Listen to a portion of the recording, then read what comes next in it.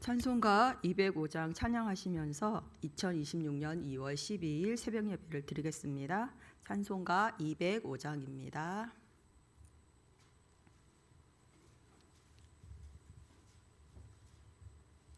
주 예수 크신 사랑 늘 말해주시오. 나 항상 듣던 말씀 또 들려주시오. 접애지 않는 천국 주 예수 계신 곳 나 밝히 알아듣게 또 들려주시오. 나 항상 듣던 말씀 나 항상 듣던 말씀 주 예수 크신 사랑 또 들려주시오. 아침에 있을 방울씨 사라짐같이 내 기억 부족하여 늘 잊기 쉬우니 잘 알아듣기 쉽게 늘 말해주시오. 날 구속하신 사랑 또 들려주시오. 나 항상 듣던 말씀 나 항상 듣던 말씀 주 예수 크신 사랑 또 들려주시오. 주 예수 나를 위해 이 세상 오셔서 날 구속하신 은혜 말하여 주시오. 나 같은 사람 위해 주 보혈을 흘렸네. 이 복스러운 말씀 또 들려주시오. 나 항상 듣던 말씀 나 항상 듣던 말씀 주 예수 크신 사랑 또 들려주시오. 이 세상 헛된 영화 날 미혹할 때에 주 예수 크신 사랑 늘 들려주시오. 천국의 빛난 영광 내 눈에 비칠 때 주 예수 크신 사랑 또 들려주시오. 나 항상 듣던 말씀 나 항상 듣던 말씀 주 예수 크신 사랑 또 들려주시오. 사랑과 은혜가 풍성하신 하나님 아버지, 이 새벽 우리를 깨워주시고 주의 전으로 나오게 하심을 감사드립니다. 잠에서 깨어난 것이 아니라 영혼을 깨워 예배 자리로 부르신 은혜의 힘을 믿습니다. 주님, 먼저 우리 교회를 위해 기도합니다. 사람의 숫자가 아니라 하나님의 임재가 중심이 되는 하나님의 교회 되게 하시옵소서. 겉으로 드러나는 성장보다는 말씀 위에 세워지는 건강한 교회 되게 하여 주시옵소서. 기도의 불씨가 꺼지지 않게 하시고 새벽을 지키는 이 예배가 교회를 살리는 능력이 되게 하시옵소서. 목회자와 모든 섬기는 손길 위에 성령의 기름 부음을 더하여 주시옵소서. 사랑하는 주님, 우리 성도들을 위해 기도합니다. 각 가정마다 하나님의 평강을 부어주시고 삶의 무게에 눌린 마음을 위로하여 주시옵소서. 직장의 문제, 자녀의 문제, 관계의 문제, 겉으로 말하지 못하는 고민까지 주님께서 친히 만나주시고 만져주시옵소서. 특별히 연약한 지체들을 위해 기도합니다. 병상에 있는 한우들을 기억하여 주시고 주시옵소서. 육신의 고통으로 잠 못 이루는 성도들에게 하늘의 위로를 부어주시고 주의 광선을 비추어 주시옵소서. 의사의 손길 위에 함께 하시고 약이 효과를 바라게 나타나게 하시고 무엇보다 마음에 두려움이 자리 잡지 않게 하여 주시옵소서. 주님, 이 나라 대한민국을 위해 기도합니다. 갈등과 분열이 깊어지는 세대 속에서 하나님을 경외하는 지도자들이 세워지게 하시옵소서. 경제와 안보를 붙들어 주시고 국민들이 서로를 향해 정죄하기보다는 이해하고 품는 마음을 갖게 하여 주시옵소서. 이 땅의 교회들이 먼저 깨어 나라와 민족을 위해 중보할 수 있도록 주님께서 역사하여 주시옵소서. 하나님 아버지, 이 시간 드려지는 예배를 받아 주시옵소서. 형식적인 예배가 아니라 성령이 깨어있는 예배되게 하시고 습관이 아니라 갈급함으로 드려지는 예배될 수 있도록 축복하여 주시옵소서. 특별히 말씀을 위해 기도합니다. 말씀을 전하는 자에게 담대함을 허락하여 주시고 듣는 우리 모두에게는 깨닫는 은혜를 더하여 주시옵소서.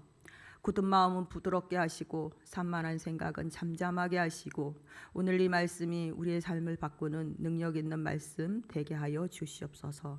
모든 말씀 주님 소리 올려드리옵고 감사드리며 살아계신 예수 그리스도 이름으로 간절히 기도드립니다.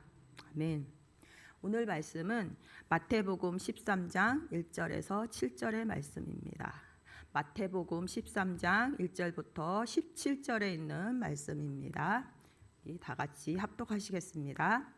그날 예수께서 집에서 나가사 바닷가에 앉으심에 큰 무리가 그에게로 모여들거늘 예수께서 배에 올라가 앉으시고 온 무리는 해변에 서 있더니 예수께서 비유로 여러 가지를 그들에게 말씀하여 이르시되 씨를 뿌리는 자가 뿌리러 나가서 뿌릴새 덜어는 길가에 떨어짐에 새들이 와서 먹어버렸고 덜어는 흙이 얕은 돌밭에 떨어짐에 흙이 깊지 아니하므로 곧 싹이 나오나 해가 돋은 후에 타서 뿌리가 없으므로 말랐고 덜어는 가시떨기 위에 떨어짐에 가시가 자라서 기운을 막았고 덜어는 좋은 땅에 떨어짐에 어떤 것은 100배, 어떤 것은 60배, 어떤 것은 30배의 결실을 하여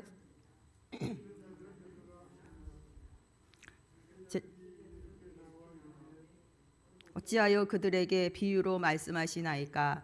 대답하여 이르시되 천국의 비밀을 아는 것이 너희에게는 허락되었으나 그들에게는 아니 되었나니 무릇 있는 자는 받아 넉넉하게 되되 없는 자는 그 있는 것도 빼앗기리라.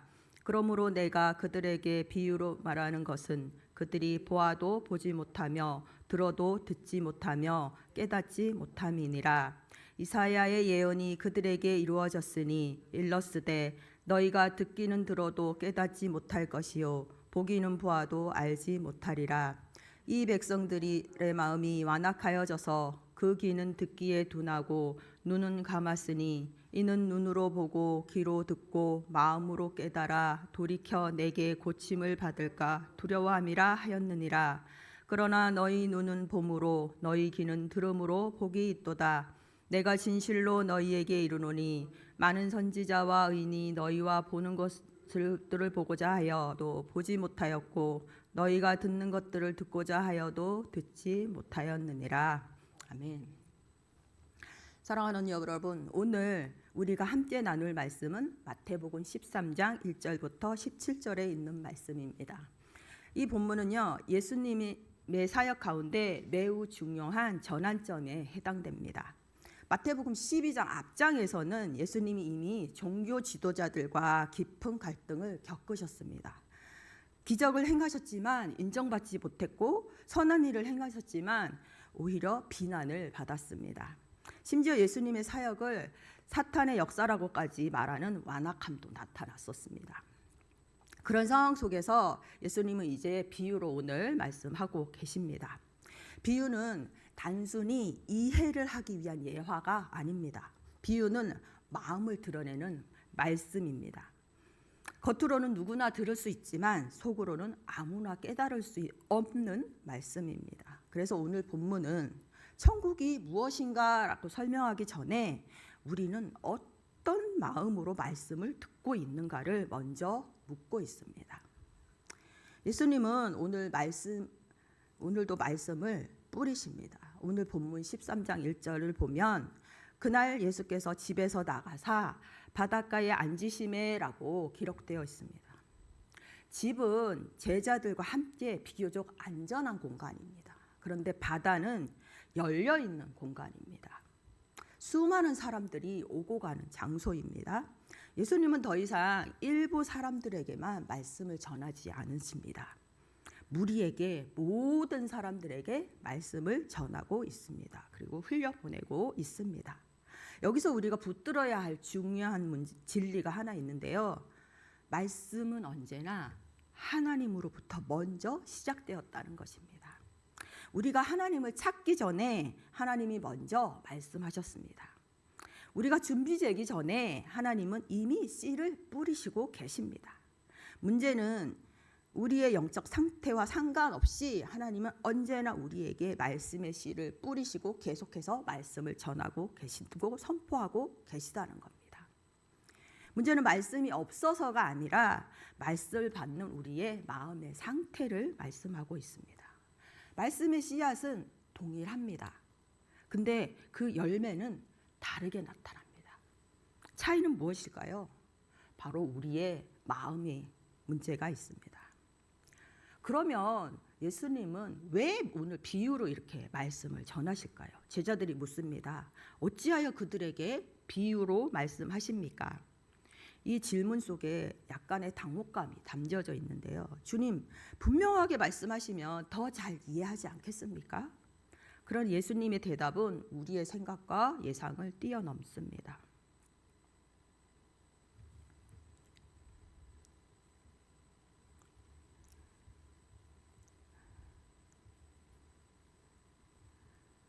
천국의 비밀을 아는 것이 너희에게는 허락되었으나 그들에게는 아니 되었나니라고 예수님이 말씀하고 있습니다. 이 말씀은요, 차별적인 선언이 아닙니다. 계시의 원리를 설명하는 말씀입니다. 천국은요, 지식으로 분석해서 얻는 나라가 아닙니다. 겸손히 받아들이는 자에게 열리는 나라가 천국입니다. 비유는 사람들을 두 부류로 나눌 수 있는데요. 듣고 더 알고 싶어서 예수님께 가까이 오는 사람이 있고요. 또 한 부류는 듣고도 마음을 닫고 돌아서는 부류입니다.